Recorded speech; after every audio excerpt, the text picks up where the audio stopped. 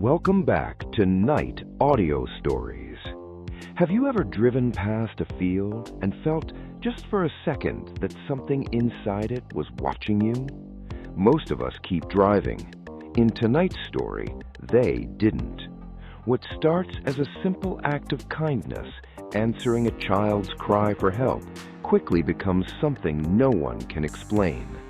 Stephen King and Joe Hill wrote this story together, and you can feel both of them in every line.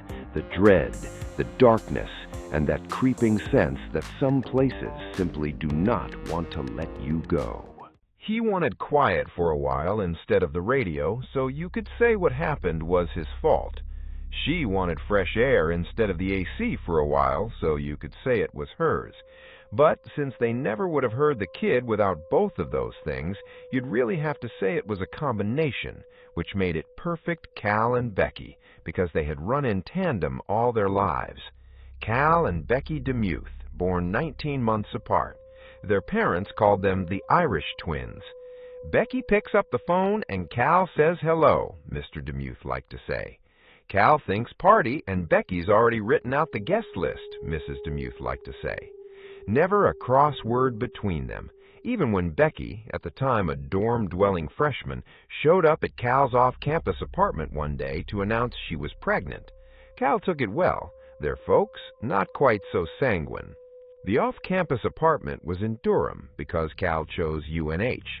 When Becky, at that point unpregnant, if not necessarily a virgin, made the same college choice 2 years later, you could have cut the lack of surprise and spread it on bread.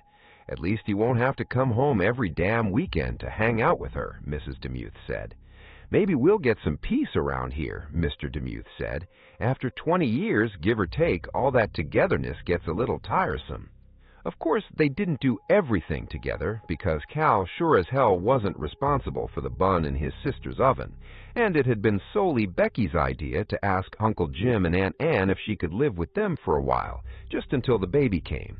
To the senior Demuths, who were stunned and bemused by this turn of events, it seemed as reasonable a course as any, and when Cal suggested he also take the spring semester off so they could make the cross-country drive together, their folks didn't put up much of a fuss. They even agreed that Cal could stay with Becky in San Diego until the baby was born. Calvin might be able to find a little job and chip in on expenses. Pregnant at 19, Mrs. Demuth said. You were pregnant at 19, Mr. Demuth said. Yes, but I was married, Mrs. Demuth pointed out. And to a damned nice fellow, Mr. Demuth felt compelled to add. Mrs. Demuth sighed. Becky will pick the first name, and Cal will pick the second. Or vice versa, Mr. Demuth said, also with a sigh. Sometimes married couples are also Irish twins. Becky's mother took Becky out for lunch one day not long before the kids left for the West Coast. Are you sure you want to give the baby up for adoption? She asked. I know I don't have a right to ask, I'm only your mother, but your father is curious. I haven't entirely made up my mind, Becky said. Cal will help me decide. What about the father, dear? Becky looked surprised. Oh, he gets no say. He turned out to be a fool. Mrs. Demuth sighed. So there they were in Kansas on a warm spring day in April, riding in an 8-year-old Mazda with New Hampshire plates and a ghost of New England road salt still splashed on the rusty rocker panels. Quiet instead of the radio, open windows instead of the AC. As a result, both of them heard the voice. It was faint but clear. Help! Help! Somebody help me!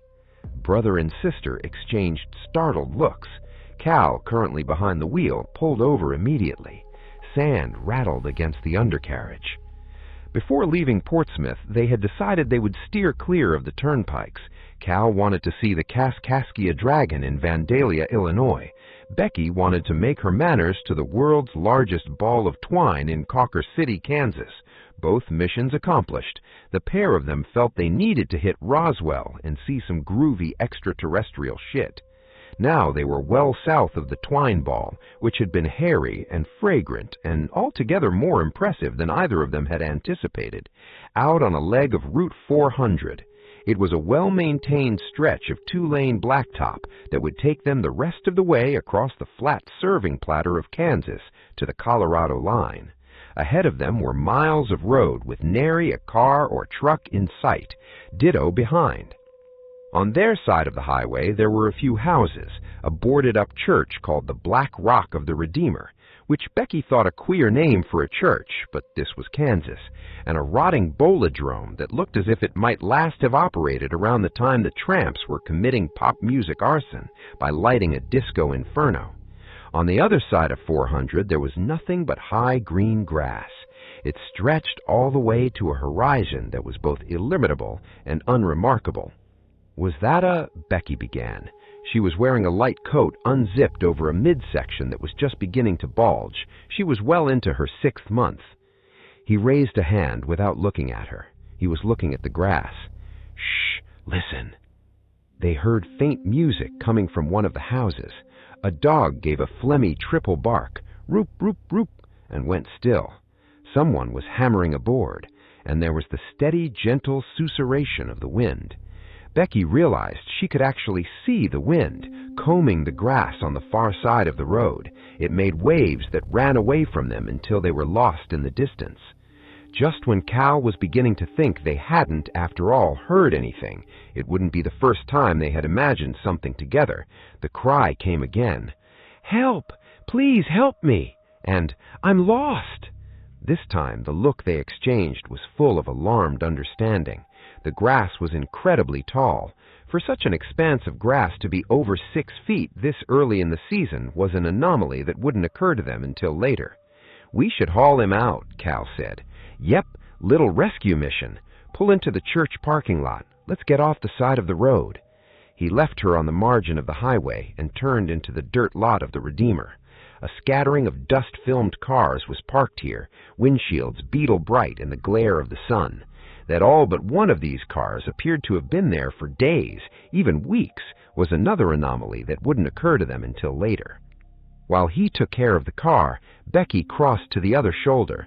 She cupped her mouth to a horn and shouted, "Kid! Hey, kid! Can you hear me?" After a moment, he called back, "Yes! Help me! I've been in here for days!" Becky, who remembered how little kids judged time, guessed that might mean 20 minutes or so. She looked for a path of broken or trampled grass where the kid went in, probably making up some video game or stupid jungle movie in her head as he did, and she couldn't see one, but that was all right. She pegged the voice as coming from her left at about 10 o'clock, not too far in either, which made sense. If he'd gotten in very far, they wouldn't have heard him even with the radio off and the windows open. She was about to descend the embankment to the edge of the grass when there came a second voice, a woman's, hoarse and confused. She had the groggy rasp of someone who has just come awake and needs a drink of water, badly. "Don't!" shouted the woman. "Don't! Please, stay away! Tobin, stop calling! Stop making noise, honey! He'll hear you!" "Hello?" Becky yelled. "What's going on?"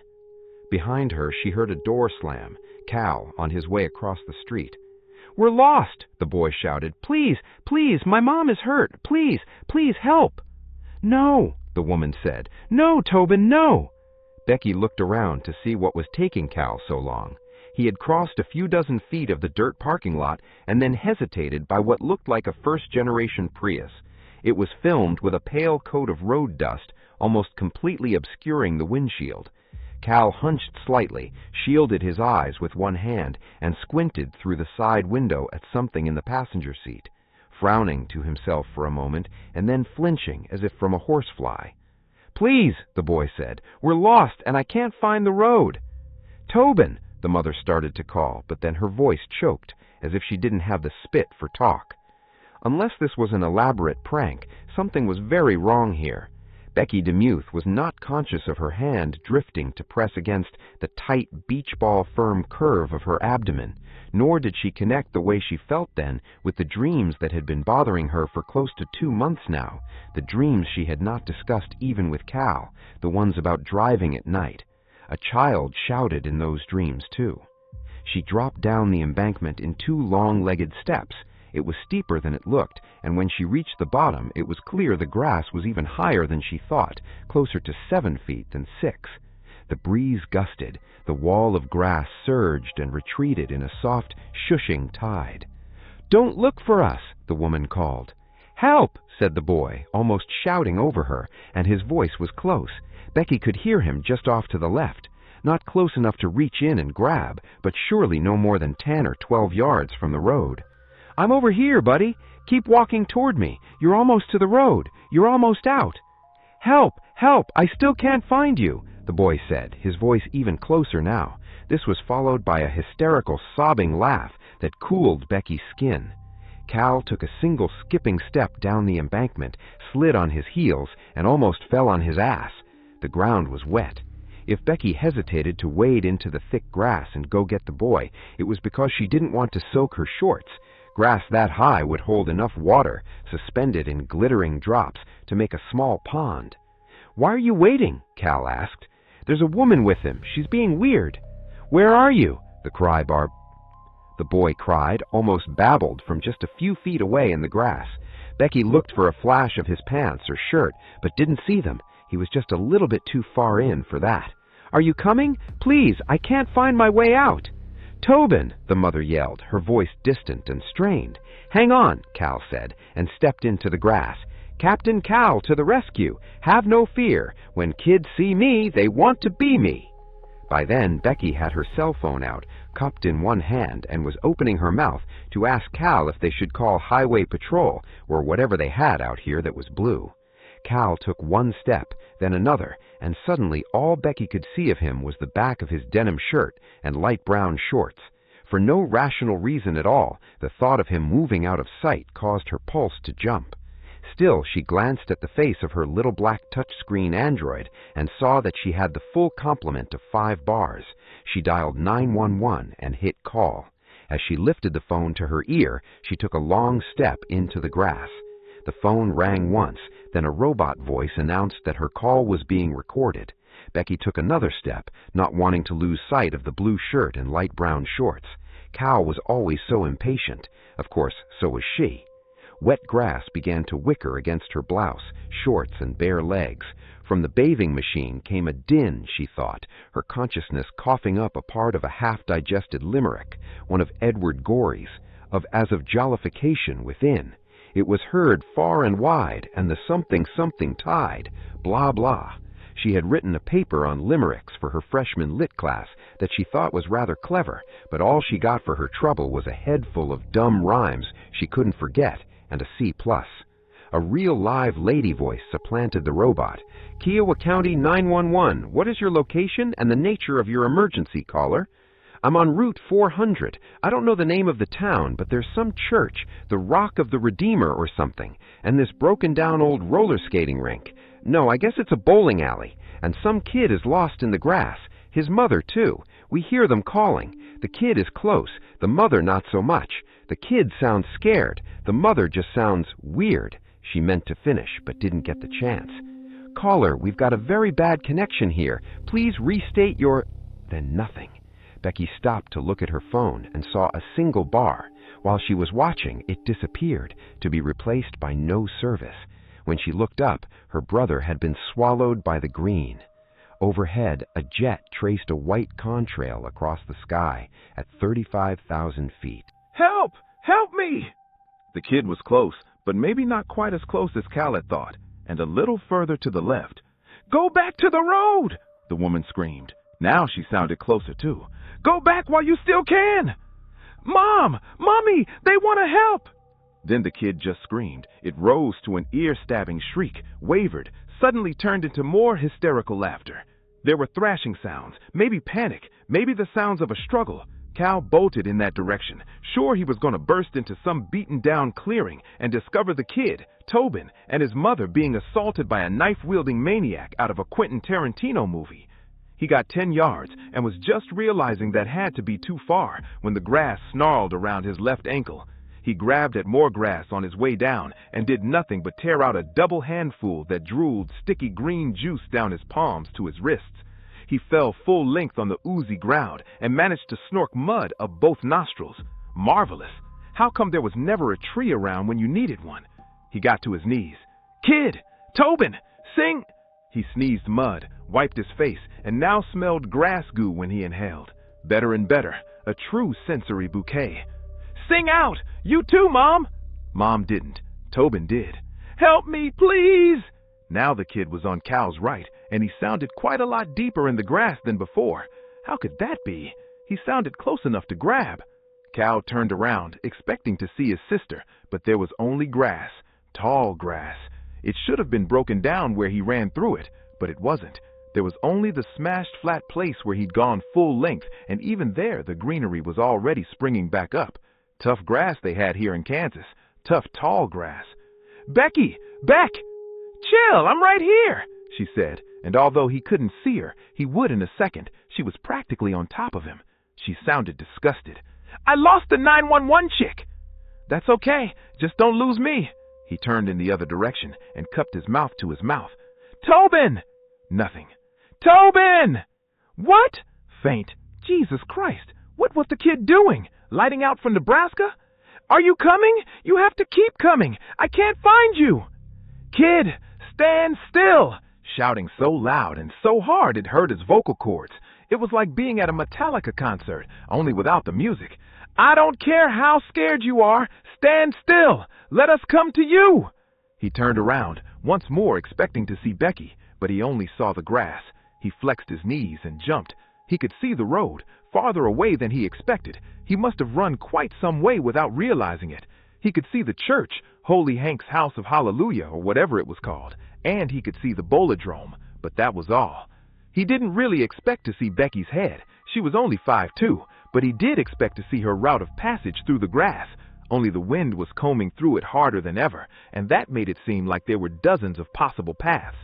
He jumped again. Soggy ground squashed each time he came down. Those little licking peaks back at Highway 400 were maddening. "Becky, where the hell are you?" Becky heard Cal bellow for the kid to stand still no matter how scared he was, and let them come to him, which sounded like a good plan, if only her idiot brother would let her catch up. She was winded, she was wet, and she was for the first time feeling truly pregnant. The good news was that Cal was close, on her right at 1 o'clock. "Fine, but my sneakers are going to be ruined. In fact, the Baxter believes they're ruined already." "Becky, where the hell are you?" Okay, this was strange. He was still on her right, but now he sounded closer to 5 o'clock, like almost behind her. "Here," she said, "and I'm going to stay here until you get to me." She glanced at her android. "Cal, do you have any bars on your phone?" "I don't have any idea. It's in the car. Just keep yakking until I get to you." "What about the kid and the crazy mom? She's gone totally dark." "Let's get back together, then we'll worry about them, okay?" he said. Becky knew her brother, and she didn't like the way he sounded. This was Cal being worried and trying not to show it. "For now, just talk to me." Becky considered, then began to recite, stamping her muddy sneakers in time. "There once was a guy named McSweeney who spilled some gin on his weenie. Just to be couth, he added vermouth, then slipped his girl a martini." "Oh, that's charming," he said, now directly behind her, almost close enough to reach. And why was that such a relief? It was only a field, for God's sakes. "Hey, you guys!" The kid, faint, not laughing now, just sounding lost and terrified. "Are you looking for me? You there, Captain Cal? I'm scared." Yes, okay, hang on," her brother hollered. Becky, keep talking." Becky's hands went to her bulge. She refused to call it a baby bump. That was so People magazine. "Here's another. There once was a woman named Jill who swallowed an exploding pill." Stop. I overshot you somehow." Yep, his voice was now coming from ahead. She turned around again. "Quit goofing, Cal. This is not funny." Her mouth was dry. She swallowed, and her throat was dry too. When it made that click sound, you knew you were dry. There was a big bottle of Poland Spring water in the car, also a couple of Cokes in the back seat. They could see them, red cans, white letters. "Becky!" "What?" "There's something wrong here." "What do you mean?" Thinking, as if I didn't know. "Listen to me. Can you jump?" "Of course I can jump. What do you think?" "I think you're going to have a baby this summer. That's what I think." "I can still—" "Cal, stop walking away." "I didn't move," he said. "You did. You must have. You're still." "Shut up and listen. I'm going to count to 3. On 3, you put your hands over your head like a ref signaling the field goal is good and jump as high as you can. I'll do the same. You won't need to get much air for me to see your hands, okay? And I'll come to you. Oh, whistle and I'll come to you, my lad, she thought. No idea where it had come from. Something else from freshman lit maybe. But one thing she did know was that he could say he wasn't moving, but he was. He was getting farther away all the time. Becky! Beck! All right, she screamed. All right, let's do it. 1, 2, 3, he cried. At 15, Becky Demuth weighed 82 pounds. Her father called her Stick. At 15, she could walk from one end of the school to the other on her hands. She wanted to believe she was still that person. Some part of her had honestly expected to remain that person for her entire life. Her mind had still not caught up to being 19 and pregnant, not 82 pounds, but 130. She wanted to grab air. Houston, we have liftoff, but it was like trying to jump while giving a small child a piggyback. When you thought about it, that was pretty much the case. Her eye line only cleared the top of the grass for a briefest moment, affording her the briefest glimpse back the way she came. What she saw, though, was enough to make her almost breathless with alarm. Cal and the road. Cal and the road. She came back down, felt a shock of impact jolt up through her heels and into her knees. The soggy ground under her left foot melted away. She dropped and sat down in the rich black muck with another jolt of impact, a literal whack in the ass. Becky thought she had walked 20 steps into the grass, maybe 30 at most. The road should have been close enough to hit with a frisbee. It was, instead, as if she had walked the length of a football field and then some. A battered red Datsun zipping along the highway looked no bigger than a matchbox car. 140 yards of grass, a softly flowing ocean of watered green silk, stood between her and that slender black top thread. Her first thought, sitting in the muck, was no, impossible. You didn't see what you think you saw. Her second thought was of a weak swimmer, caught in a retreating tide, pulled farther and farther from shore, not understanding how much trouble she was in until she began to scream and discovered no one on the beach could hear her. As shaken as she was by the sight of the improbably distant highway, her brief glimpse of Cal was just as disorienting, not because he was far away, but because he was really close. He had seen him spring up above the grass less than 10 feet away, but the two of them had been screaming for all they were worth just to make themselves heard. The muck was warm, sticky, placental. The grass hummed furiously with insects. "Be careful!" the kid shouted. "Don't you get lost too!" This was followed by a brief burst of laughter, a giddy, nervous sob of hilarity. It wasn't Cal, and it wasn't the kid this time. It wasn't the woman either. This laughter came from somewhere to her left, then died out, swallowed by bug song. It was male and had a quality of drunkenness to it. "What the fuck?" shouted Cal. She wasn't surprised. Ike and Mike, they think alike, Mrs. Demuth liked to say. Frick and Frack, got two heads but just one back, Mr. Demuth liked to say. A pause in which there was only the sound of the wind and the ree of the bugs. Then, bellowing at the top of his lungs, "What the fuck is this?" Cal had a brief period, about 5 minutes later, when he lost it a little. It happened after he tried an experiment. He jumped and looked at the road and landed and waited, and then, after he had counted to 30, he jumped and looked again. If you wanted to be a stickler for accuracy, you could say he was already losing it a little to even think he needed to try such an experiment. But by then, reality was starting to feel much like the ground underfoot, liquid and treacherous. He could not manage the simple trick of walking toward his sister's voice, which came from the right when he was walking left and from the left when he was walking right. Sometimes from ahead and sometimes from behind, and no matter which direction he walked in, he seemed to move farther from the road. He jumped and fixed his gaze on the steeple of the church. It was a brilliant white spear set against the background of that bright blue, almost cloudless sky. Crappy church, divine soaring steeple. The congregation must have paid through the nose for that baby, he thought, although from here, maybe a quarter of a mile off, and never mind that was crazy, he had walked less than 100 feet. He could not see the peeling paint or the boards in the windows. He couldn't even make out his own car, tucked in with the other distant shrunken cars in the lot. He could, however, see the dusty Prius. That one was in the front row. He was trying not to dwell on what he had glimpsed in the passenger seat, a bad dream detail that he wasn't ready to examine just yet. On that first jump, he was turned to face the steeple dead on, and in any normal world, he should have been able to reach it by walking through the grass in a straight line, jumping every now and then to make minor course corrections. There was a rusting, bullet-peppered sign between the church and the bowling alley, diamond-shaped with a yellow border, slow children Xing maybe. He couldn't be sure. He had left his glasses in the car, too. He dropped back down into the squidgy muck and began to count. "Cal?" came his sister's voice from somewhere behind him. "Wait," he shouted. "Cal?" she said again from somewhere to his left. "Do you want me to keep talking?" And when he didn't reply, she began to chant in a desultory voice from somewhere in front of him. "There once was a girl went to Yale." "Just shut up and wait," he screamed again. His throat felt dry and tight, and swallowing took an effort. Although it was close to 2 in the afternoon, the sun seemed to hover almost directly overhead. He could feel it on his scalp and the tops of his ears, which were tender, beginning to burn.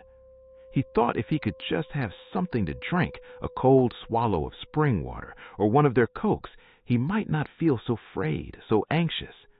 Drops of dew burned in the grass, 100 miniature magnifying glasses, refracting and intensifying the light. 10 seconds. "Cal?" Becky called from somewhere on his right. "No, stop. She's not moving. Get your head under control." She sounded thirsty, too, croaky. "Are you still with us?" "Yes. Did you find my mom?" "Not yet," Cal shouted, thinking it really had been a while since they had heard from her. Not that she was his main concern just then. 20 seconds. "Cal?" Becky said. Her voice came from behind him again. "Everything is going to be all right." "Have you seen my dad?" Cal thought. A new player. Terrific. Maybe Mike Shatner is in here too. Also Mike Huckabee, Kim Kardashian, the guy who plays Opie on Sons of Anarchy, and the entire cast of The Walking Dead. He closed his eyes, but the moment he did, he felt dizzy, as if he were standing on the top of a ladder beginning to sway underfoot. He wished he hadn't thought of The Walking Dead. He should have stuck with William Shatner and Marvelous Mike Huckabee. He opened his eyes again and found himself rocking on his heels. He steadied himself with some effort. The heat made his face prickled with sweat. 30. He had been standing in this one spot for 30 seconds. He thought he should wait a full minute, but couldn't, and so he jumped for another look back at the church. A part of him, a part he had been trying with all his will to ignore, had already been providing an almost jovial commentary. "Everything will have moved, Cal, good buddy. The grass flows and you flow too. Think of it as becoming one with nature, bro." When his tired legs lofted him into the air again, he saw the church steeple was now off to his left, just a little, but he had drifted far enough to his right that he was no longer seeing the front of that diamond-shaped sign, but the silver aluminum back of it. Also, he wasn't sure, but he thought it was all just a little farther away than it had been, as if he had backed up a few steps while he was counting to 30. Somewhere the dog barked again. Roop, roop. Somewhere a radio was playing. He couldn't make out the song, just the thump of the bass. The insects thrummed their single lunatic note. "Oh, come on," Cal said. He had never been much for talking to himself. As an adolescent, he had cultivated a Buddhist skateboarder vibe and had prided himself on how long he could serenely maintain his silence. But he was talking now and hardly aware of it. "Oh, come the fuck on. This is nuts." He was walking too, walking for the road, again almost without knowing it. "Cal?" Becky shouted. "This is just nuts," he said again, breathing hard, shoving at the grass. His foot caught on something, and he went down knee first into an inch of swampy water, hot water, not lukewarm, hot as bath water, splashed up onto the crotch of his shorts, providing him with the sensation of having just pissed himself. That broke him a little. He lunged back to his feet, running now, grass whipping at his face.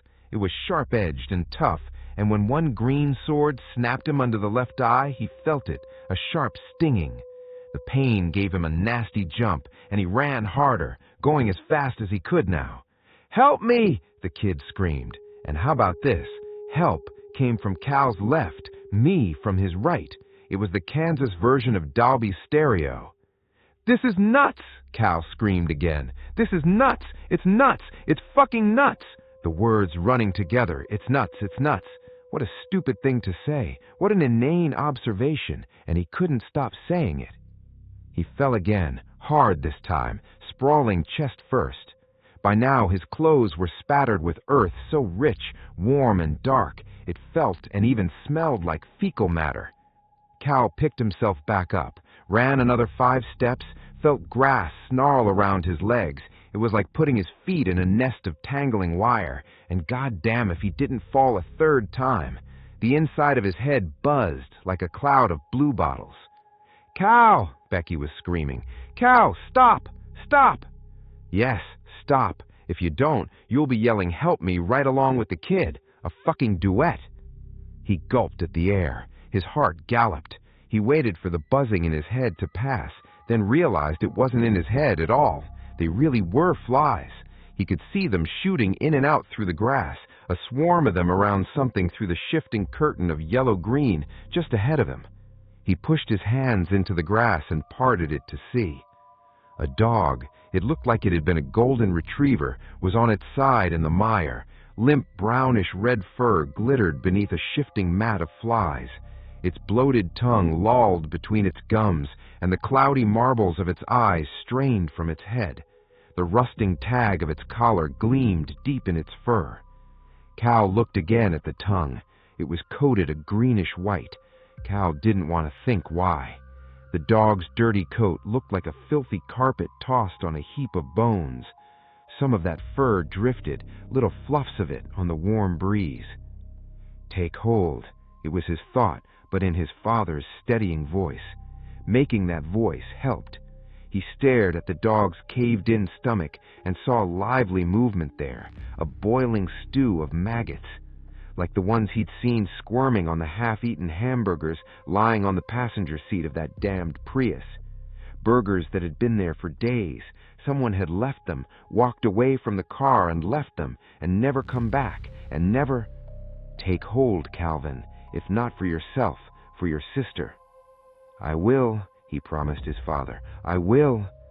He stripped the snarls of tough greenery from his ankles and shins, barely feeling the little cuts the grass had inflicted. He stood. "Cal, where are you?" Nothing for a long time, long enough for his heart to abandon his chest and rise into his throat. Then, incredibly distant, "Here! Cal, what should we do? We're lost!" He closed his eyes again, briefly. That's the kid's line. Then he thought, "Le kid, c'est moi." It was almost funny. "We keep calling," he said, moving toward where her voice had come from. "We keep calling until we're together again." "But I'm so thirsty." She sounded closer now, but Cal didn't trust that. No, no, no. "Me too, but we're going to get out of this, Beck. We just have to keep our heads." That he had already lost it, a little, only a little, was one thing he'd never tell her. She had never told him the name of the boy who knocked her up, after all, and that made them sort of even, a secret for her, now one for him. What about the kid? Ah, Christ, now she was fading again. He was so scared that the truth popped out with absolutely no trouble at all, and at top volume. "Fuck the kid, Becky. This is about us now." Directions melted in the tall grass, and time melted as well, a dolly world with Kansas stereo. They chased each other's voices like weary children too stubborn to give up their game of tag and come in for dinner. Sometimes Becky sounded close, sometimes she sounded far. He never once saw her. Occasionally the kid yelled for someone to help him, once so close that Cal sprang into the grass with his hands outstretched to snare him before he could get away. But there was no kid, only a crow with its head and one wing torn off. There is no morning or night here, Cal thought, only eternal afternoon. But even as this idea occurred to him, he saw that the blue of the sky was deepening and the squelchy ground beneath his sodden feet was growing dim. If we had shadows, they'd be getting long, and we might use them to move in the same direction at least, he thought. But they had no shadows, not in the tall grass. He looked at his watch and wasn't surprised to see it had stopped, even though it was a self-winder. The grass had stopped it, he felt sure of it. Some malignant vibe in the grass, some paranormal fringe shit. It was nothing when Becky began to sob. "Beck? Beck! I have to rest, Cal. I have to sit down. I'm so thirsty, and I've been having cramps." "Contractions?" "I guess so. Oh, God, what if I have a miscarriage out here in this fucking field?" "Just sit where you are. They'll pass." "Thanks, Doc. Nothing." Then she began screaming, "Get away from me! Get away! Don't touch me!"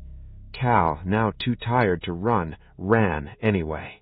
Even in her shock and terror, Becky knew who the madman had to be when he brushed aside the grass and stood before her. He was wearing tourist clothes, dockers and mud-clotted Bass-Weegians. The real giveaway, however, was his T-shirt. Although smeared with mud and a dark maroon crust that was almost certainly blood, she could see the ball of spaghetti-like string and knew what was printed above it. "World's largest ball of twine, Cawker City, Kansas." Didn't she have a shirt just like it, neatly folded in her suitcase? The kid's dad, in the mud and grass-smeared flesh. "Get away from me!" She leaped to her feet, hands cradling her belly. "Get away! Don't touch me!" Dad grinned. His cheeks were stubbly, his lips red. "Calm down. Want to get out? It's easy." She stared at him, open-mouthed. Cal was shouting, but for the moment she paid no attention. "If you could get out, you wouldn't still be in." He tittered. "Right idea, wrong conclusion. I was just going to hook up with my boy. Already found my wife. Want to meet her?" She said nothing. "Okay, be that way," he said, and turned from her.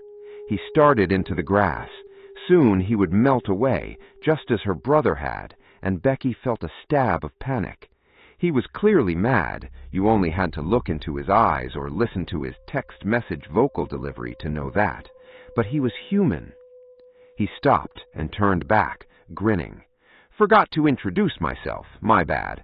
Ross Humboldt's the name. Real estate's the game. Poughkeepsie. Wife's Natalie.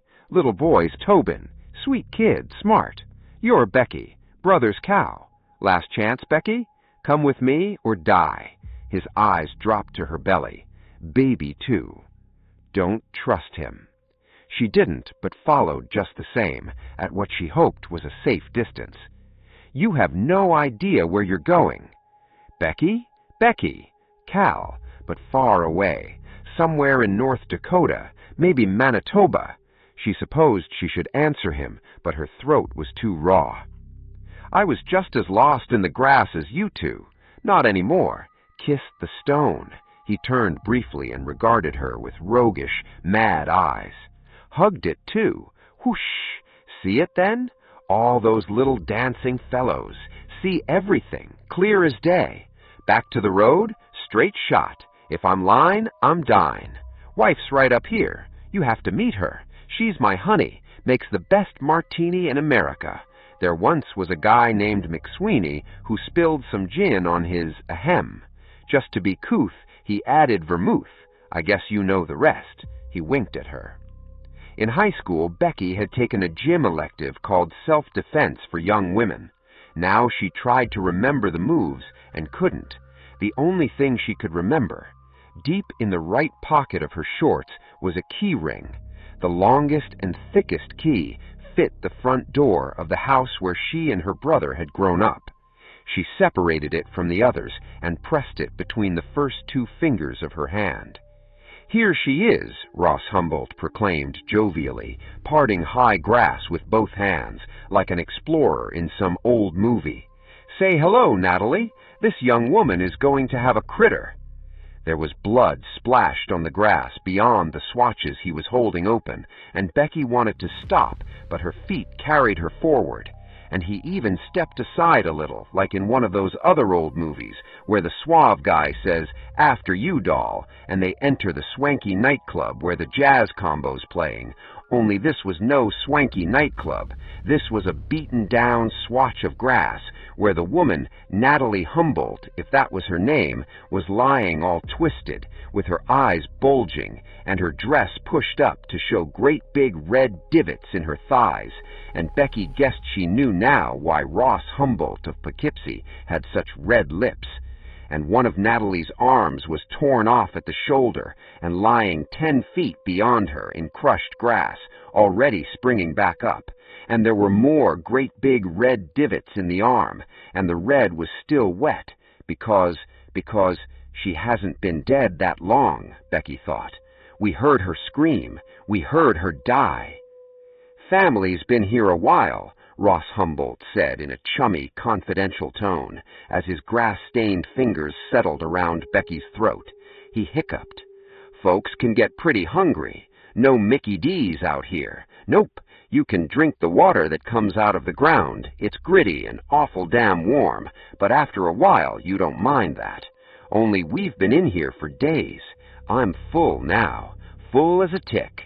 His blood-stained lips descended into the cup of her ear, and his beard stubble tickled her skin as he whispered, "Want to see the rock?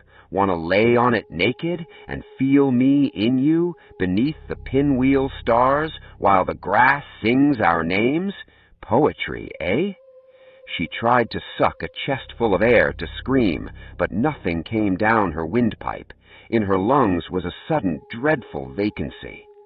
He screwed his thumbs into her throat, crushing muscle, tendon, soft tissue. Ross Humboldt grinned. His teeth were stained red, but his tongue was a yellowish green. His breath smelled of blood, also like a fresh-clipped lawn.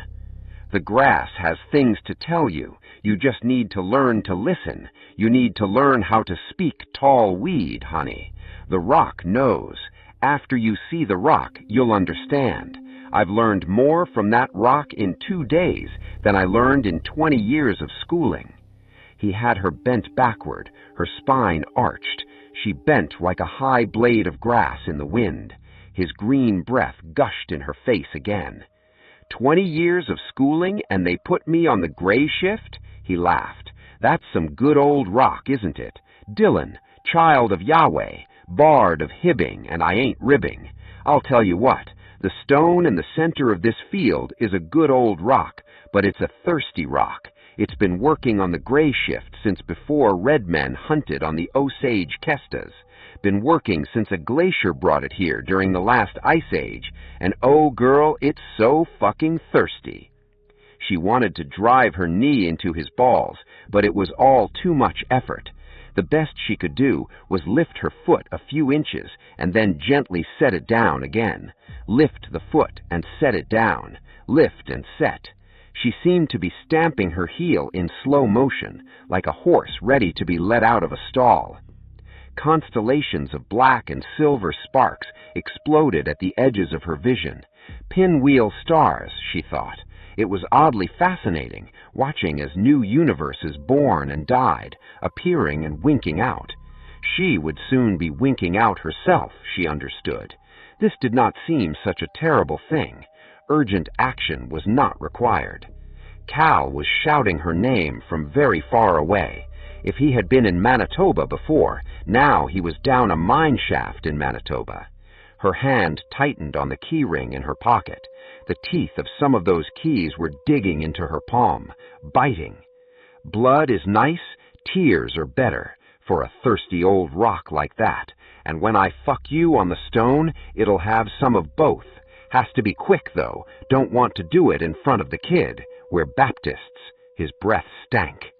She pulled her hand out of her pocket, the end of her house key protruding between her pointer and middle finger, and jabbed her fist into Ross Humboldt's face.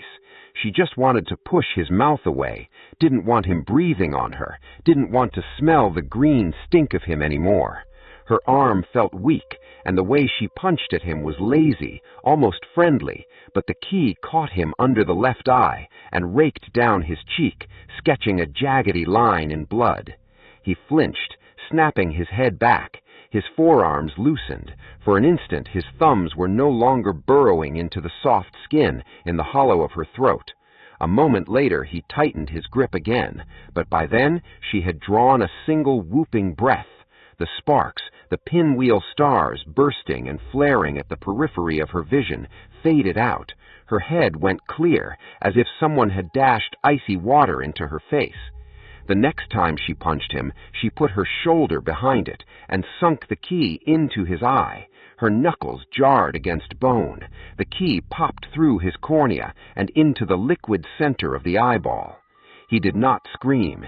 He made a kind of dog-like bark, a woofing grunt, and wrenched her hard to one side, trying to yank her off her feet.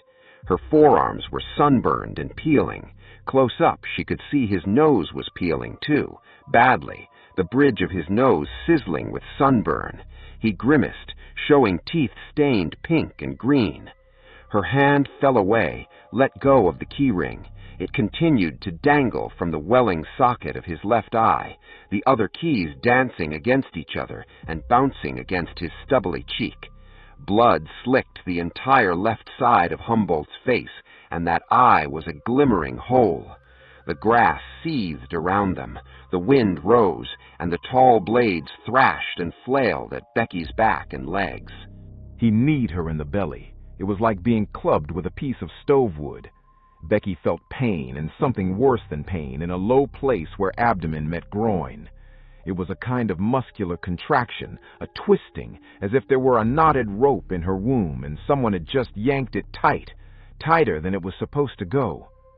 "Oh, Becky, oh, girl, your ass is grass now," he screamed, a note of mad hilarity wavering in his voice. He kneed her in the stomach again, and then a third time. Each blow set off a fresh, black, poisonous detonation. "He's killing the baby," Becky thought. Something trickled down the inside of her left leg. Whether it was blood or urine, she could not have said. They danced together, the pregnant woman and the one-eyed madman. They danced in the grass, feet squelching, his hands on her throat. The two of them had staggered in a wavering semicircle around the corpse of Natalie Humboldt. Becky was aware of the dead body to her left, had glimpses of pale, bloody, bitten thighs, rumpled jean skirt, and Natalie's exposed grass-stained granny panties. And her arm, Natalie's arm in the grass just behind Ross Humboldt's feet. Natalie's dirty, severed arm. How had he removed it? Had he torn it off like a chicken drumstick? Lay with fingers slightly curled, filth under her cracked fingernails. Becky threw herself at Ross, heaved her weight forward. He stepped back, put his foot on that arm, and it turned beneath his heel. He made an angry, grunting cry of distress as he spilled over, pulling her with him.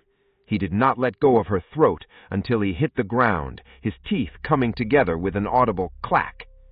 He absorbed most of the impact, the springy mass of his suburban Baptist gut softening her own fall. She shoved herself off him, began to scramble on all fours into the grass. Only she couldn't move quickly. Her insides pulsed with a dreadful weight and feeling of tension, as if she had swallowed a medicine ball. She wanted to vomit.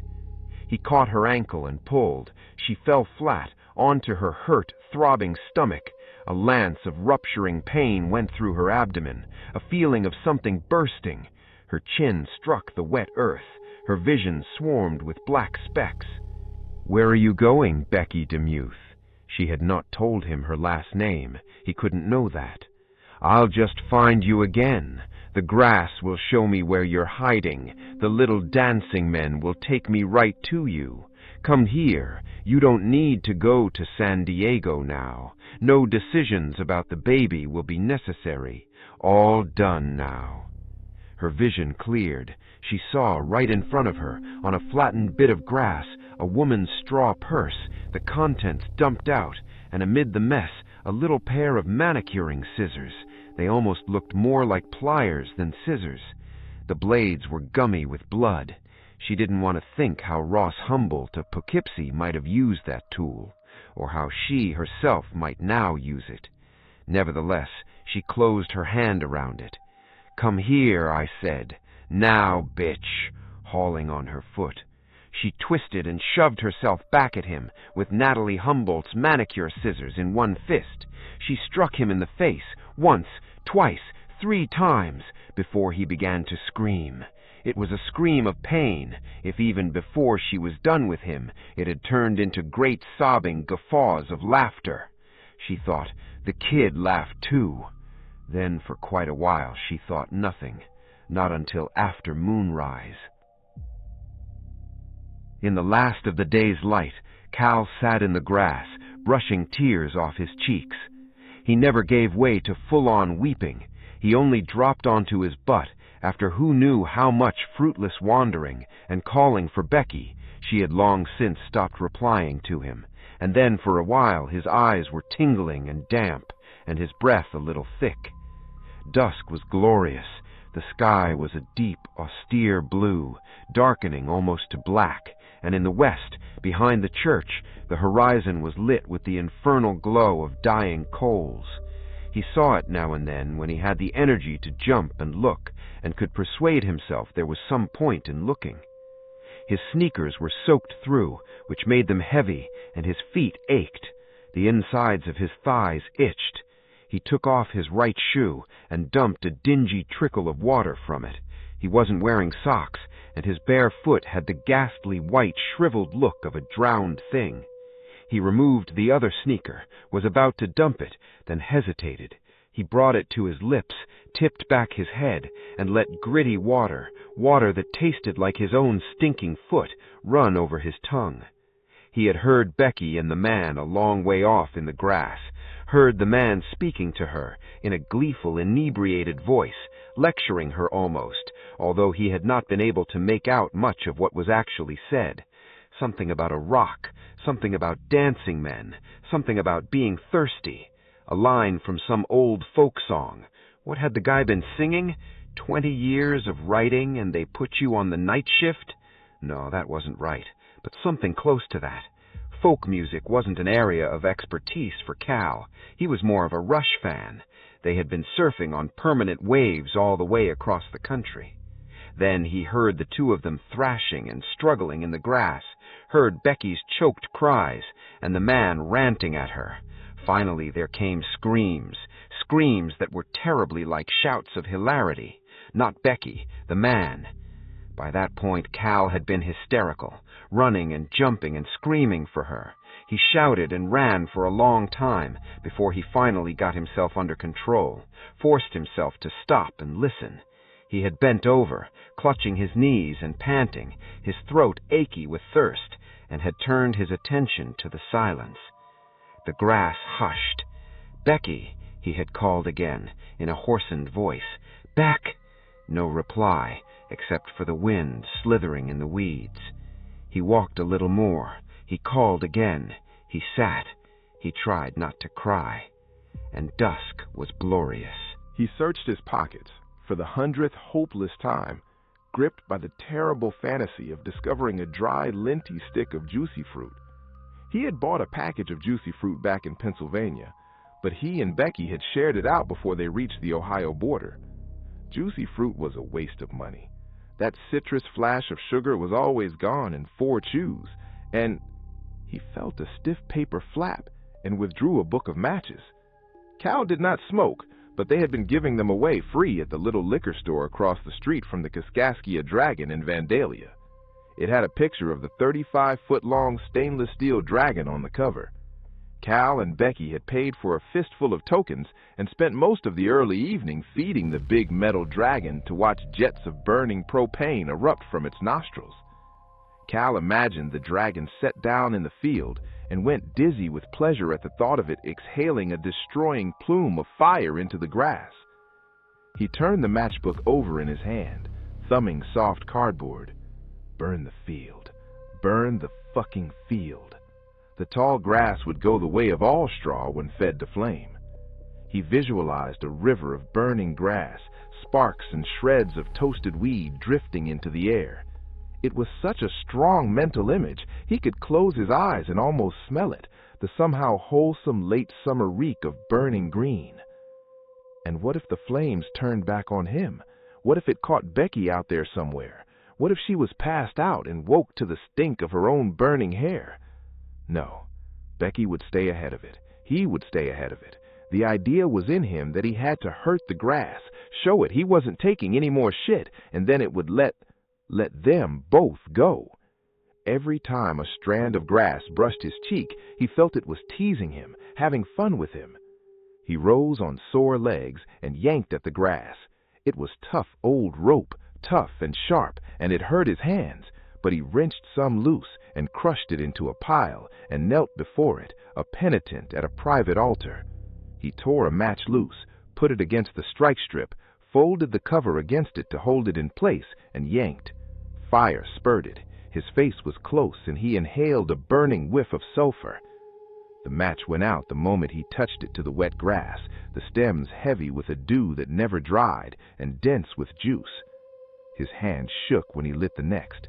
It hissed as he touched it to the grass and went out. Hadn't Jack London written a story about this? Another. Each match made a fat little puff of smoke as soon as it touched the wet green.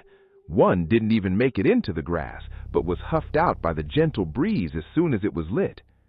Finally, when there were 6 matches left, he lit one, and then, in desperation, touched it to the book itself.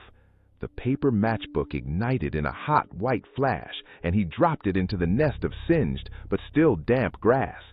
For a moment it settled in the top of this mass of yellow-green weeds, a long, bright tongue of flame rising from it. Then the matchbook burned a hole in the damp grass and fell into the muck and went out. He kicked at the whole mess in a spasm of sick, ugly despair. It was the only way to keep from crying again. Then he sat still, eyes shut, forehead against his knee.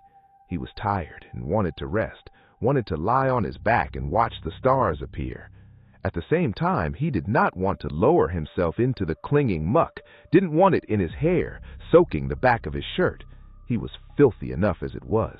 His bare legs were striped from the flogging the sharp edges of the grass had given him. He thought he should try walking toward the road again before the light was completely gone, but could hardly bear to stand. What caused him to rise at last was the faraway sound of a car alarm going off. But not just any car alarm. No, this one didn't go wah, wah, wah like most of them. This one went weak, honk, weak, honk. So far as he knew, only old Mazdas weaked honked like that when they were violated, flashing their headlights in time, like the one in which he and Becky had set out to cross the country. Weak, honk, weak, honk. His legs were tired, but he jumped up anyway. The road was closer again. Not that it mattered, and yes, he could see a pair of flashing headlights. Not much else, but he didn't need to see much else to guess what was going on. The people along this stretch of the highway would know all about the field of tall grass opposite the church and the defunct bowling alley. They would know to keep their own children on the safe side of the road, and when the occasional tourist heard cries for help and disappeared into the tall grass, determined to do the Good Samaritan bit, the locals visited the cars and took whatever there was worth taking. They probably loved this old field and fear it and worship it, and he tried to shut off the logical conclusion, but couldn't, and sacrifice to it. The swag they find in the trunks and glove compartments, just a little bonus. He wanted Becky. Oh, God, how he wanted Becky. And oh, God, how he wanted something to eat. He couldn't decide which he wanted more. Becky! Becky! Nothing. Overhead, stars were now glimmering. Cal dropped to his knees, pressed his hands into the mucky ground, and dredged up more water. He drank it, trying to filter the grit with his teeth. If Becky was with me, we could figure this out. I know we could, because Ike and Mike, they think alike. He got more water, this time forgetting to filter it and swallowing more grit. Also something that wriggled. A bug or maybe a small worm. Well, so what? It was protein, right? I'll never find her, Cal said. He stared at the darkening, waving grass. But you won't let me, will you? You keep the people who love each other apart, don't you? That's job one, right? We'll just circle around and around, calling to each other until we go insane? Except Becky had stopped calling. Like Mom, Becky had gone dark. It doesn't have to be that way, a small, clear voice said. Cal's head jerked around. A little boy in mud-spotted clothes was standing there. His face was pinched and filthy. In one hand he held a dead crow by one yellow leg. "Tobin?" Cal whispered. "That's me." The boy raised the crow to his mouth and buried his face in its belly. Feathers crackled.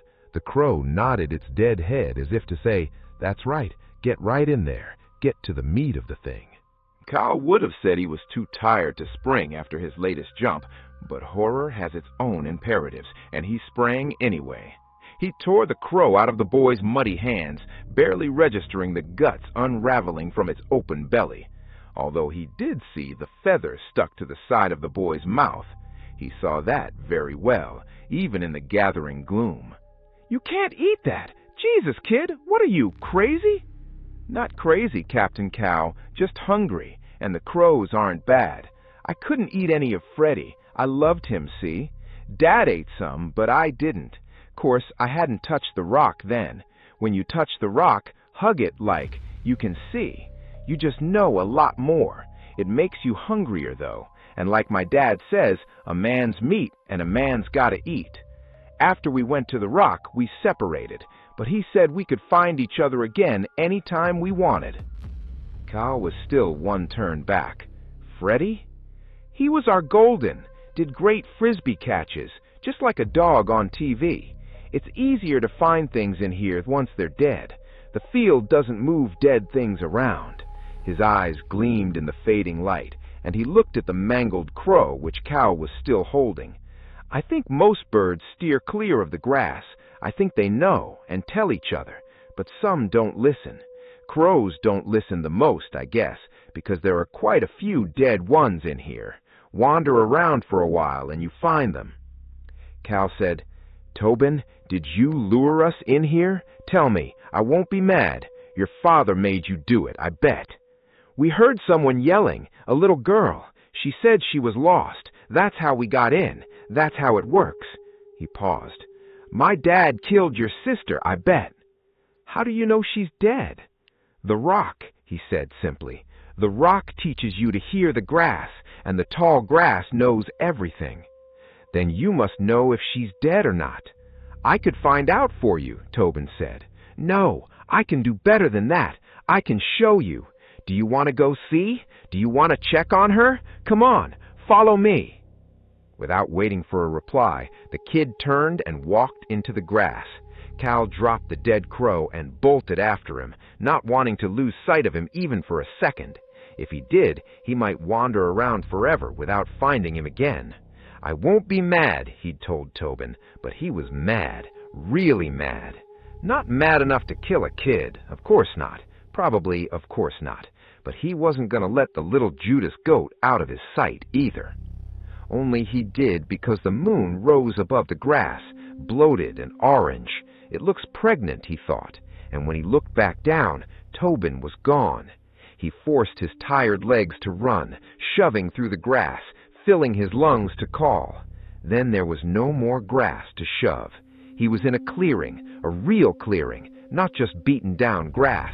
In the middle of it, a huge black rock jutted out of the ground. It was the size of a pickup truck and inscribed all over with tiny dancing stick men. They were white and seemed to float. They seemed to move. Tobin stood beside it, then put out one hand and touched it. He shivered, not in fear, Cal thought, but in pleasure. "Boy, that feels good. Come on, Captain Cal, try it," he beckoned. Cal walked toward the rock. There was a car alarm for a bit, then it stopped. The sound went in Becky's ears but made no connection to her brain. She crawled. She did it without thinking. Each time a fresh cramp struck her, she stopped with her forehead pressed against the muck and her bottom in the air, like one of the faithful saluting Allah. When the cramp passed, she crawled some more. Her mud-smeared hair was stuck to her face. Her legs were wet with whatever was running out of her. She felt it running out of her, but didn't think about it any more than she had thought about the car alarm. She licked water off the grass as she crawled, turning her head this way and that, flicking her tongue like a snake. Sloop, sloop. She did it without thinking. The moon came up, huge and orange. She twisted her head to look at it, and when she did, the worst cramp yet hit her. This one didn't pass. She flopped over on her back in the grass, with her bloody clothes around her ankles, and her knees spread, and her hands in her crotch. Snotty stuff squelched through her fingers. Then came a paralyzing cramp, and with it, something round and hard, a skull. Its curve fit her hands with sweet perfection. It was Justine if a girl, or Brady if a boy. She had been lying to all of them about not having made up her mind. She had known from the first that this baby was going to be a keeper. She tried to shriek, and nothing came out but a whispery "ha" sound. The moon peered at her, a bloodshot dragon's eye. She pushed as hard as she could, her belly like a board, her ass screwed down into the mucky ground. Something tore, something slid, something arrived in her hands. Suddenly, she was empty down there. So empty, but at least her hands were full. Into the red-orange moonlight, she raised the child of her body, thinking, "It's all right. Women all over the world give birth in fields." It was Justine. "Hey, baby girl," she croaked. "Ooh, you're so small," and so silent. Close up, it was easy to see the rock wasn't from Kansas. It had the black, glassy quality of volcanic stone. The moonlight cast an iridescent sheen on its angled surfaces, creating slicks of light in tones of jade and pearl. The stick men and the stick women held hands as they danced into curving waves of grass. From 8 steps back, they seemed to float just slightly above the surface of that great chunk of what was probably not obsidian.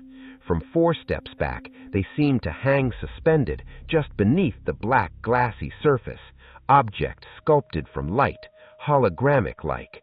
It was impossible to keep them in focus. It was impossible to look away.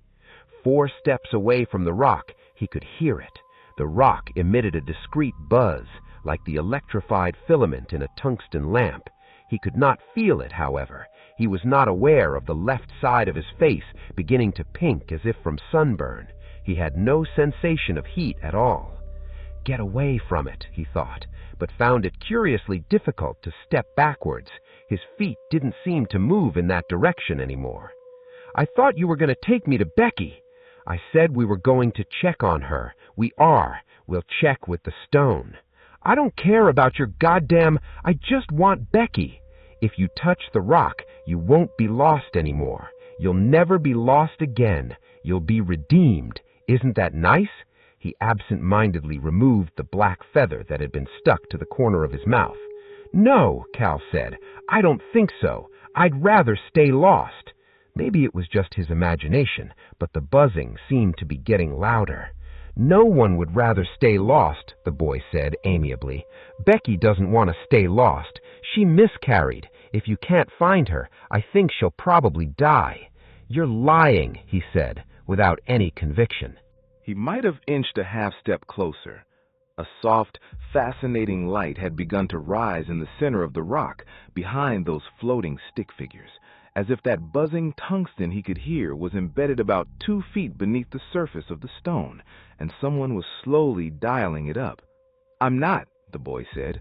"Look close and you can see her." Down in the smoked quartz interior of the rock, he saw the dim lines of a human face. He thought at first he was looking at his own reflection, but although it was similar, it wasn't his. It was Becky, her lips peeled back in a dog-like grimace of pain. Clots of filth smeared one side of her face, tendons strained in her throat. "Beck?" he said, as if she might be able to hear him. He took another step forward. He couldn't help himself, leaning in to see. His palms were raised before him in a kind of go-no-further gesture, but he could not feel them beginning to blister from whatever was radiating from the stone. No, too close, he thought, and tried to fling himself backward, but couldn't get traction. Instead, his heels slid, as if he stood at the top of a mound of soft earth giving way beneath him. But the ground was flat. He slid forward because the stone had him. It had its own gravity, and it drew him as a magnet draws iron scrap. Deep in the vast, jagged crystal ball of the great rock, Becky opened her eyes and seemed to stare at him in wonder and terror. The buzzing rose in his head. The wind rose with it. The grass flung itself from side to side, ecstatically. In the last instant, he became aware that his flesh was burning, that his skin was boiling in the unnatural climate that existed in the immediate space right around the rock. He knew when he touched the stone, it would be like setting his palms on a heated frying pan, and he began to scream. Then stopped. The sound caught in his suddenly constricted throat. The stone wasn't hot at all. It was cool. It was blessedly cool, and he laid his face upon it, a weary pilgrim who has finally arrived at his destination and can rest at last. When Becky lifted her head, the sun was either coming up or going down, and her stomach hurt, as if she were recovering from a week of stomach flu. She wiped the sweat off her face with the back of one arm, pushed herself to her feet, and walked out of the grass straight to the car. She was relieved to discover the keys were still hanging from the ignition. Becky pulled out of the lot and eased on up the road, driving at a leisurely pace. At first, she didn't know where she was going. It was hard to think past the pain in her abdomen, which came in waves. Sometimes it was a dull throb, the soreness of overworked muscles. Other times it would intensify without warning into a sharp, somehow watery pain that lanced her through the bowels and burned in her crotch. Her face was hot and feverish, and even driving with the windows down didn't cool her off. Now it was coming on for night, and the dying day smelled of fresh-mown lawns and backyard barbecues and girls getting ready to go out on dates and baseball under the lights. She rolled through the streets of Durham, New Hampshire, in the dull red glow, the sun a bloated drop of blood on the horizon. She sailed past Stratham Hill Park, where she had run with her track team in high school. She took a turn around the baseball field. An aluminum bat chinked. Boys shouted. A dark figure sprinted for first base with his head down. Becky drove distracted, chanting one of her limericks to herself, only half aware she was doing it.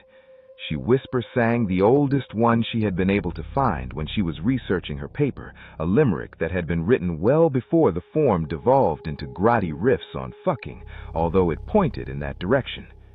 A girl once hid in tall grass, she crooned, and ambushed any boy who walked past. Like lions eat gazelles, so many men fell, and each tasted better than the last. A girl, she thought, almost randomly. Her girl. It came to her then, what she was doing. She was out looking for her girl, the one she was supposed to be babysitting, and oh Jesus, what an unholy fucking mess. The kid had wandered off on her, and she had to find her before the parents got home, and it was getting dark fast, and she couldn't even remember the little shit's name. She struggled to remember how this could have happened. For a moment, the recent past was a maddening blank. Then it came to her. The girl wanted to swing in the backyard, and Becky said, "Go on, that's fine," hardly paying any attention. At the time, she was text messaging with Travis McKean. They were having a fight. "What am I supposed to tell my mom?" Travis said. "I don't even know if I want to stay in college, let alone start a family. And this gem, if we get married, will I have to say I do to your bro, too? He's always around, sitting on your bed reading skateboarding magazine.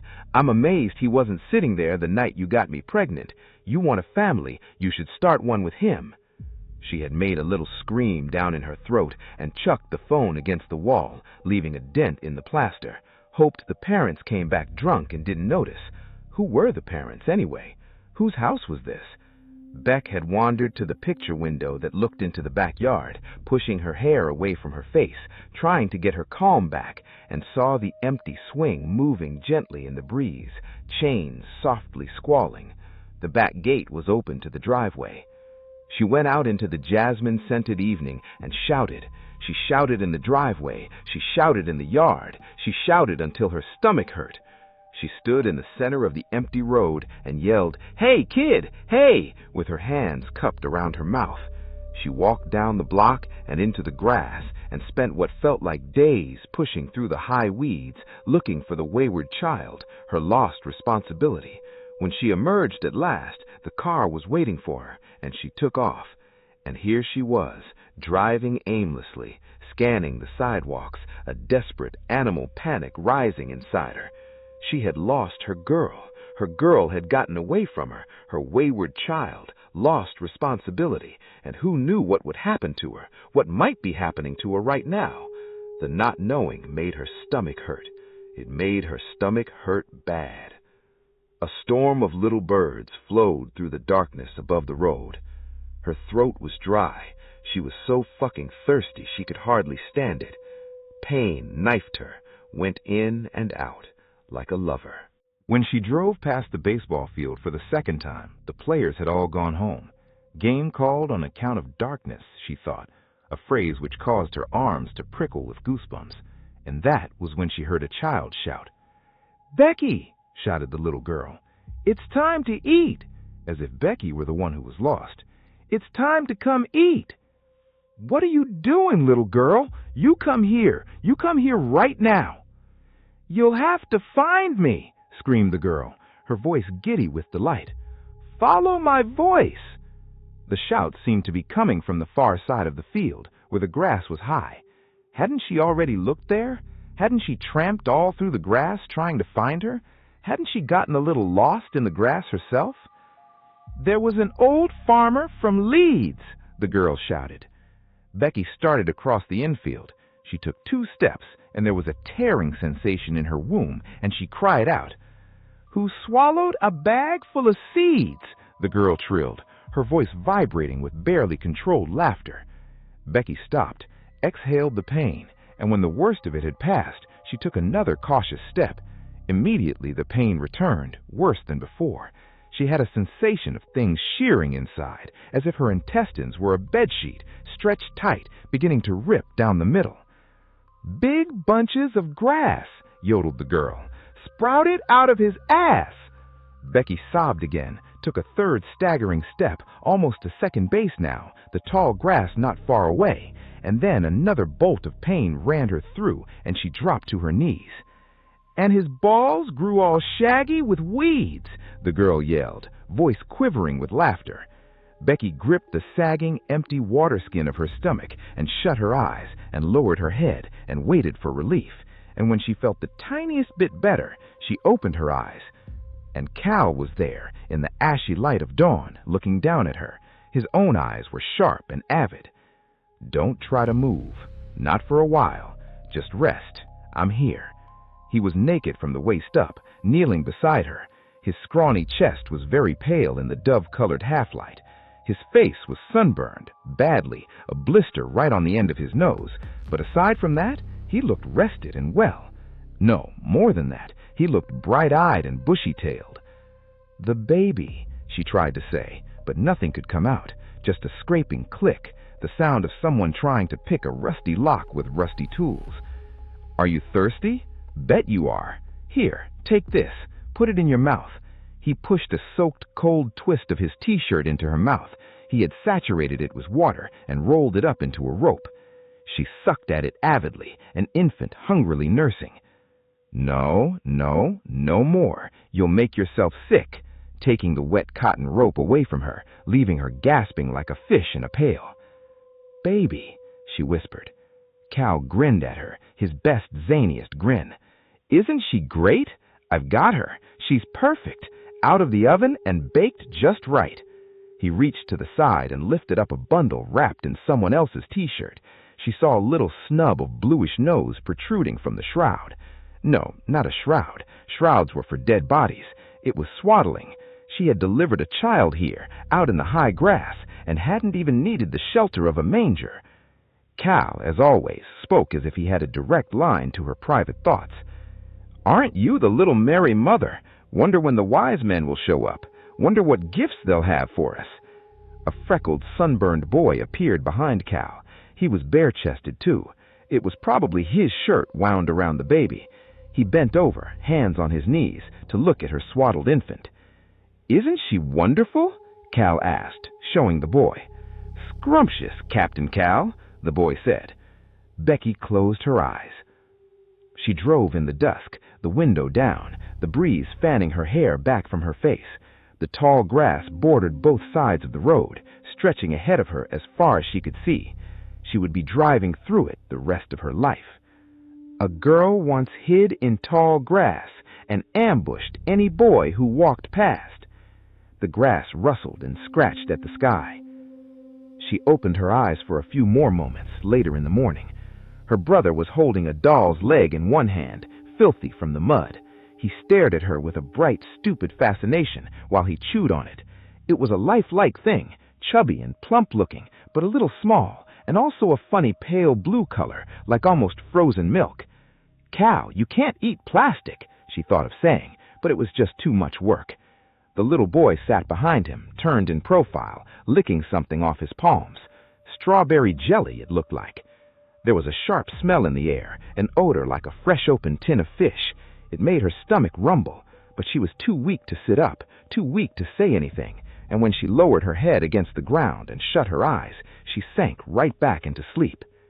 This time there were no dreams.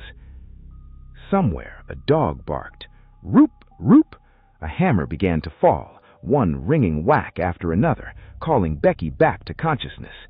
Her lips were dry and cracked, and she was thirsty once more, thirsty and hungry. She felt as if she had been kicked in the stomach a dozen times. "Cal, Cal," she whispered.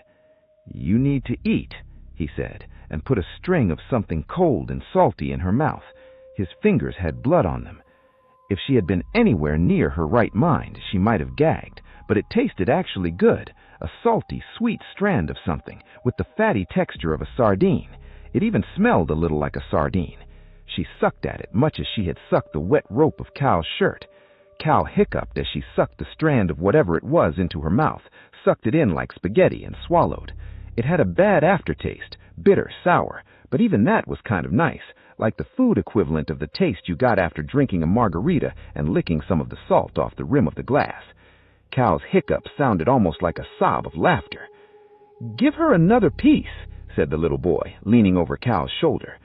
Cal gave her another piece. "Yum, yum! Snarked that little baby right down." She swallowed and shut her eyes again. When she next found herself awake, she was over Cal's shoulder and she was moving. Her head bobbed and her stomach heaved with each step. She whispered, "Did we eat?" "Yes." "What did we eat?" "Something scrumptious. Scrum-tiddly-umptious." "Cal, what did we eat?" He didn't answer, just pushed aside grass spattered with maroon droplets and walked into a clearing. In the center was a huge black rock. Standing beside it was the little kid.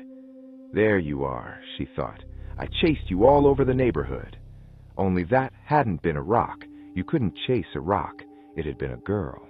A girl. My "What did we eat?" She began to pound him, but her fists were weak. "Oh, God! Oh, my Jesus!" He set her down and looked at her first with surprise and then amusement. "What do you think we ate?" He looked at the boy, who was grinning and shaking his head, the way you do when someone's just pulled a really hilarious boner. "Beck, honey, we just ate some of the grass and seeds and so on. Cows do it all the time." "There was an old farmer from Leeds," the boy sang, and put his hands to his mouth to stifle his giggles. His fingers were red. "He was hungry and had special needs." "I don't believe you," Becky said, but her voice sounded faint. She was looking at the rock. It was incised all over with little dancing figures, and yes, in this early light, they did seem to dance, to be moving around in rising spirals, like the stripes on a barber pole. "Really, Beck, the baby is great, safe. I'm already doing the uncle thing. Touch the rock and you'll see. You'll understand. Touch the rock and you'll be..." He looked at the boy. "Redeemed!" Tobin shouted, and they laughed together. Ike and Mike, they laugh alike. She walked toward it, put her hand out, then drew back. What she had eaten hadn't tasted like grass. It had tasted like sardines, like the final sweet, salty, bitter swallow of a margarita, and like me, like licking sweat from my own armpit, or... She began to shriek. She tried to turn away, but Cal had her by one flailing arm and Tobin by the other.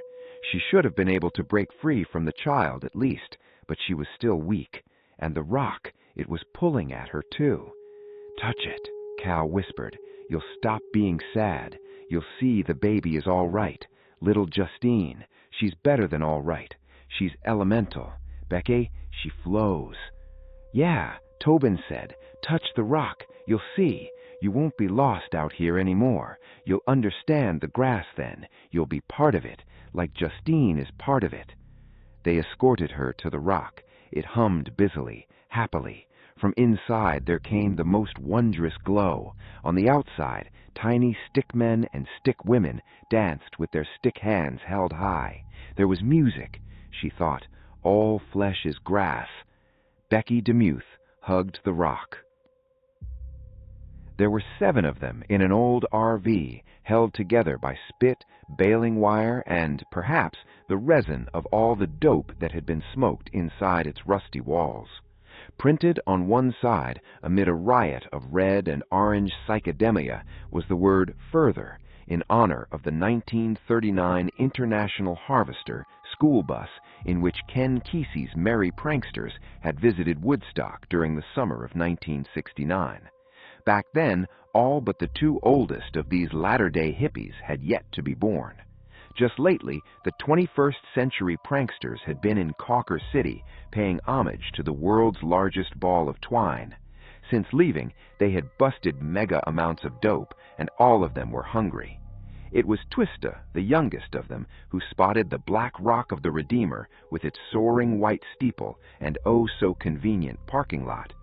"Church picnic!" Twista shouted from his seat beside Pa Cool, who was driving. Twista bounced up and down, the buckles on his bib overalls jingling. "Church picnic!" The others took it up. Pa looked at Ma in the rear view. When she shrugged and nodded, Pa pulled further into the lot and parked beside a dusty Mazda with New Hampshire license plates. The pranksters, all wearing Ball of Twine souvenir T-shirts and all smelling of Superbud, piled out. Pa and Ma, as the eldest, were the captain and first mate of the good ship Further, and the other 5, Mary Cat, Jeepster, Eleanor Rigby, Frankie the Wiz, and Twista, were perfectly willing to follow orders, pulling out the barbecue, the cooler of meat, and, of course, the beer. Jeepster and the Wiz were just setting up the grill when they heard the first faint voice. "Help! Help! Somebody help!" "That sounds like a woman," Eleanor said. "Help! Somebody please! I'm lost!" "That's not a woman," Twista said. "That's a little kid." "Far out," Mary Cat said. She was cataclysmically stoned, and it was all she could think to say. Pa looked at Ma. Ma looked at Pa. They were pushing 60 now, and had been together a long time, long enough to have couples telepathy. "Kid wandered into the grass," Ma Cool said. "Ma heard him yelling and went after him," Pa Cool said. "Maybe too short to see their way back to the road," Ma said. "And now they're both lost," Pa finished. "Geez, that sucks," Jeepster said. "I got lost once. It was in a mall." "Far out," Mary Cat said. "Help! Anybody help!" That was the woman. "Let's go get them," Pa said. "We'll bring 'em out and feed 'em up." "Good idea," the Wiz said. "Human kindness, man. I'm all about the human fucking kindness." Ma Cool hadn't owned a watch in years, but was good at telling time by the sun. She squinted at it now, measuring the distance between the reddening ball and the field of grass, which seemed to stretch to the horizon. "I bet all of Kansas looked that way before the people came and spoiled it all," she thought. "It is a good idea," she said. "It's going on 5:30, and I bet they're really hungry. Who's going to stay and set up the barbecue?" There were no volunteers. Everyone had the munchies, but none of them wanted to miss the Mercy mission. In the end, all of them tropped across Route 400 and entered into the tall grass. Further. Thank you for listening till the end. Don't forget to subscribe to the channel to hear more interesting stories.